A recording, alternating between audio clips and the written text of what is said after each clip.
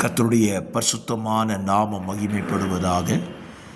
ஆசீர்வாதமான ஒரு நல்ல காலை நேரத்திலேயும் பாளையங்கோட்டை இந்திய தேவ சபையிலிருந்து காலை மன்னாவை உங்களுக்கு வழங்குவதில் மிகுந்த சந்தோஷம் அடைகிறேன். புதிய நாளை காண செய்த கர்த்தருக்கு மனதார நன்றி சொல்லுவோம். இந்த நாளுக்கான தியான அதிகாரம் உபாகமம் 19ஆம் அதிகாரம் 21 வசனங்களை உள்ளடக்கின இந்த அதிகாரம் நமக்கு சில பிரமாணங்களை இந்த அதிகாரம் கற்றுக் கொடுக்கிறது. தேவன் அந்த காலங்களிலே தவறுதலாய் கொலை செய்தவன், தப்பிதம் செய்தவன் தப்பி பிழைப்பதற்கென்று அடைக்கல பட்டணத்தை ஏற்படுத்தி வைத்திருந்தார். இன்றைக்கும் தவறுதலாய் கொலை செய்தவர்கள் போய் சரணடைகிற இடம்தான் அடைக்கல பட்டணமாகிய கோர்ட்டோ அல்லது காவல் நிலையமோ. இதை ஆண்டவர் அந்த காலங்களிலே இஸ்ரவேல் புத்திரருக்கு பிரமாணமாக கொடுத்திருந்தார். அப்படி போய் அடைக்கலம் கிடைக்கிறவனுக்கு, அடைக்கல பட்டணத்துக்குள் புகுந்து கொள்ளுகிறவன் நியாய விசாரணை செய்து சரியான காரணம் இருக்கும் என்றால் அவன் தப்புவிக்கப்படுகிறான். இதை இந்த அதிகாரம் விவரித்து சொல்லுகிறது. இந்த அதிகாரத்தில் நம்முடைய சிந்தைக்கான ஒரு வார்த்தையை சொல்ல விரும்புகிறேன். ஸ்தோத்திரம். அதனுடைய 19வது வசனத்தில் இப்படி சொல்லப்பட்டிருக்கிறது: இவ்விதமாய் தீமையை உன் நடுவிலிருந்து விலக்குவாயாக. தீமையை நம்முடைய நடுவிலிருந்து நாம் விலக்க வேண்டும் என்று தேவன் சொல்லி வைத்திருக்கிறார்.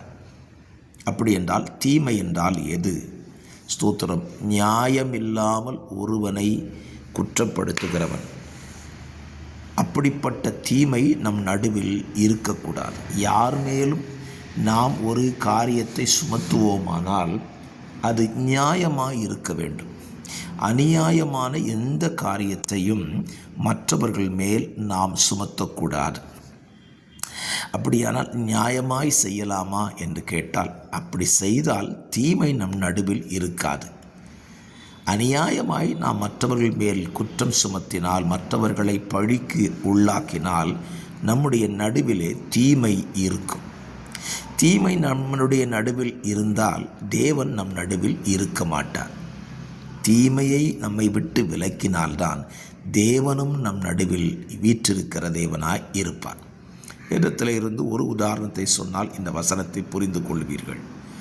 யோசுவாவின் தலைமையின் கீழ் புறப்பட்ட இஸ்ரவேல் ஜனம் எரிகோவில் வெற்றியைக் கண்டு ஆயி பட்டணத்தில் தோர்த்து போனார்கள்.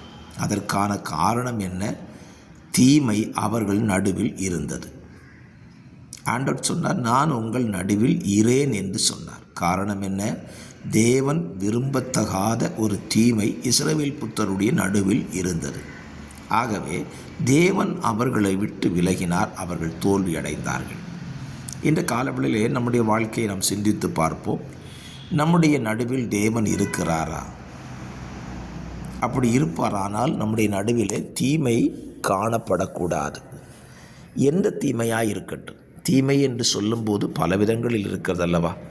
நாம் மற்றவர்களுக்கு செய்யும் தீமைகள் அல்லது மற்றவர்கள் செய்த தீமையை நம்முடைய நடுவிலே வைத்துக்கொண்டு அதை பங்குள்ளவர்களாய் மாறிக்கொள்வது, இதுவும் தீமைதானே. ஆகவே இந்த காலவெளியில் ஒரு தீர்மானம் எடுத்துக்கொள்ளுங்கள். தீமையை உங்கள் நடுவிலிருந்து விலக்கி போடுங்கள். அப்பொழுது கர்த்தர் உங்கள் நடுவிலே வீற்றிருக்கிற தேவனாய் இருப்பார். கர்த்தர் நல்லவர் அல்லவா?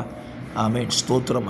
அப்படிப்பட்ட ஒரு நல்ல தீர்மானத்தை இந்த காலவெளியில் நீங்களும் நானும் எடுத்துக்கொள்ள கர்த்தர் உதவி செய்வாராக. ஸ்தோத்திரம். ஸ்தோத்திரம். நம்முடைய ஆண்டவராகிய இயேசு ஜெபிக்க கற்றுக் கொடுத்து கொள்ளும்போது தீமைக்கு எங்களை விலக்கி ரட்சியும் என்று சொல்லி கற்றுக் கொடுத்தார் அல்லவா? அப்படியானால் நம்முடைய வாழ்க்கையில் தீமை இல்லாமல் பார்த்து கொள்வது எத்தனை நன்மை! அதை இன்றைக்கு செய்யுங்கள். கர்த்தர் நிச்சயமாகவே உங்களை ஆசீர்வதித்து தீங்குகள் இல்லாத ஒரு நல்ல வாழ்க்கையை உங்களுக்கு தந்து நடத்துவாராக. பரிசுத்த பிதாவே, இந்த காலவெளியிலே தியானித்த வசனத்தின்படி எங்கள் நடுவிலிருந்து தீமையை விலக்கி கொள்ள பரலோகத்தின் தகப்பன் எங்களுக்கு உதவி செய்யுங்க. காலவெளியில் வார்த்தையை கேட்கிற உடைய ஜனத்தை ஆசீர்வதியும், நன்மையால் நிரப்பி நடத்தும். இயேசு ரட்சகர் நாமத்தில் தாழ்மையோடு ஜெபிக்கிறேன். ஜெபம் கேளும் நல்ல பிதாவே. ஆமேன், ஆமேன், ஆமேன்.